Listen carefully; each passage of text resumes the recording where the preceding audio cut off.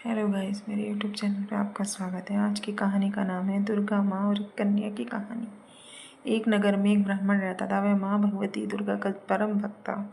उसकी कन्या थी। ब्राह्मण नियम पूर्वक प्रतिदिन दुर्गा माता की यज्ञ और पूजा किया करता था। सुमति अर्थात ब्राह्मण की बेटी भी प्रतिदिन उस पूजा में भाग लिया करती थी। एक दिन सुमति खेलने में व्यस्त होने के कारण भगवती पूजन में सम्मिलित नहीं हो सकी।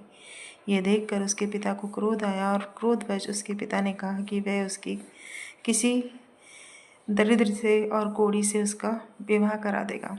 पिता की बातें सुन बेटी को दुख हुआ और उसने पिता के द्वारा क्रोध में कही गई बातों को सहर्ष स्वीकार कर लिया और कई बार प्रयास करने पर भी भाग्य का लिखा कोई नहीं बदल सकता। अपनी बात के अनुसार पिता के अपनी कन्या का विवाह एक कोढ़ी के साथ कर दिया। सुमति अपने पति के साथ विवाह पर कर चली गई। उसके पति घर का होने के कारण उसे वन में घास के आसन पर ही रात बितानी पड़ी। गरीब कन्या की यह दशा देखकर माता भगवती के द्वारा पिछले जन्म में की गई उसके पुण्य प्रभाव से प्रकट हुई और सुमति से बोली, हे कन्या, मैं तुम पर प्रसन्न हूँ।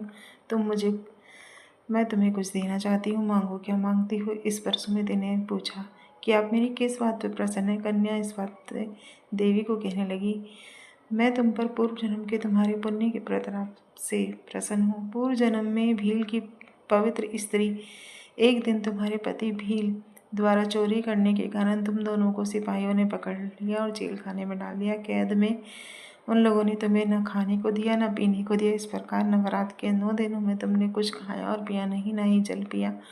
इसलिए 9 दिन तक नवरात्र व्रत का फल तुम्हें प्राप्त हुआ। हे ब्राह्मणी, उन 9 दिनों में अनजाने से ही व्रत हुआ। उस व्रत के प्रभाव से प्रसन्न होकर आज मैं तुम्हें मनवांछित वरदान देती हूँ। कन्या बोली कि अगर आप मुझ पर प्रसन्न हैं तो आप कृपा करके मेरे पति के कोढ़ को दूर कीजिए। माता ने कन्या की इच्छा को शीघ्र पूरा कर दी। उसके पति का शरीर माता भगवती की कृपा से रोग मुक्त हो गया।